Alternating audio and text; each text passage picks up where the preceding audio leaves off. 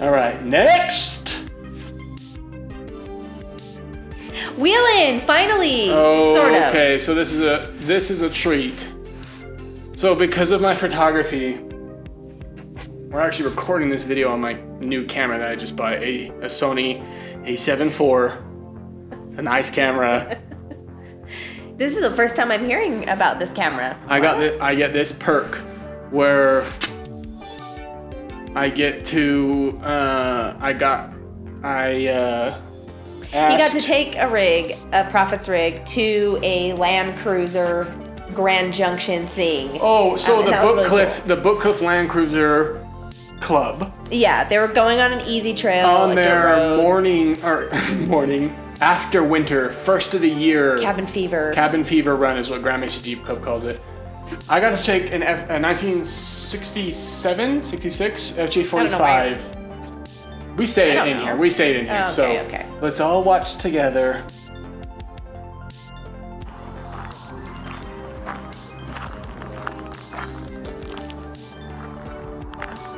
Hey! Today we are with the Bookcliff Land Cruiser Club in Grand Junction. Technically we're not like in Grand Junction, but the club's in Grand Junction. I'm gonna start over because that doesn't end. We're in that awesome red thing right there.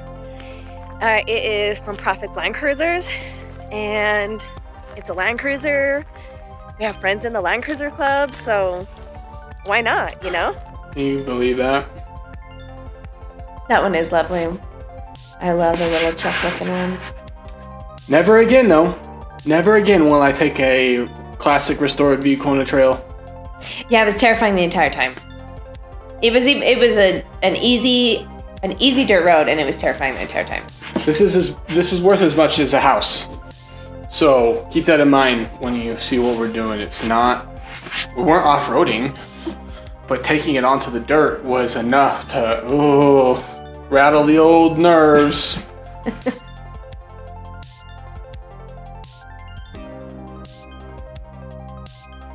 So I'm gonna hope that you can even hear me. We didn't bring a mic. We're in the loudest vehicle ever. It's super echoey. So here's the situation. Oh, first of all, this video is sponsored by Prophet's Resurrection Land Cruisers.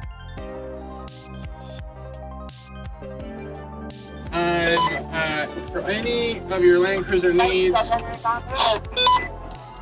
go to resurrectionlandcruisers.com. Yeah, he's selling parts now, I think. Yeah, parts, Just full cool. vehicles, restorations. They're all done beautifully. We never had a single issue. As you can see today, we're in a lovely FJ45. Yeah, it is on a dirt road, though. 67. We're just on a dirt road. We're not doing anything crazy. Which is what I came on here to say. We may run into a big mud puddle, and this trail might just be a 5-minute ride for us. Yeah. Bye, guys. So, let's see.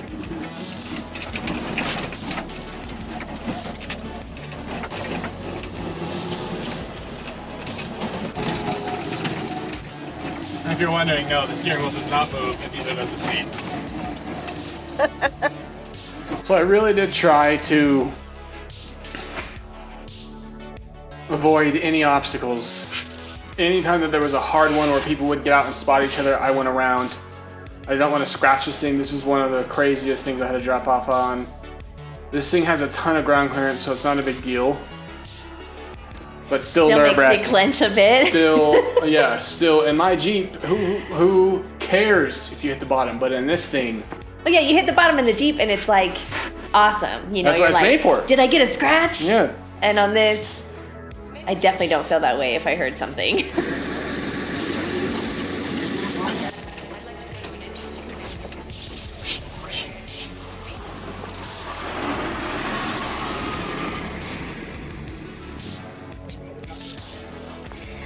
Well, well, well.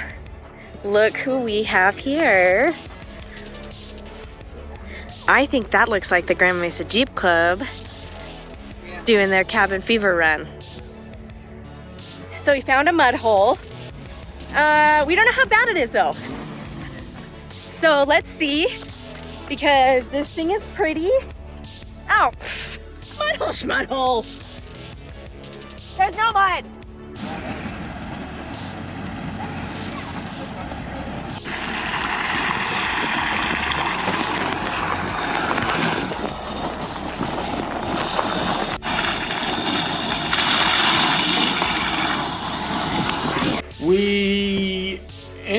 We didn't get a lot of the end of that video because we ended up hitting some mud and it was extremely difficult to avoid it. We do not drive off the trail.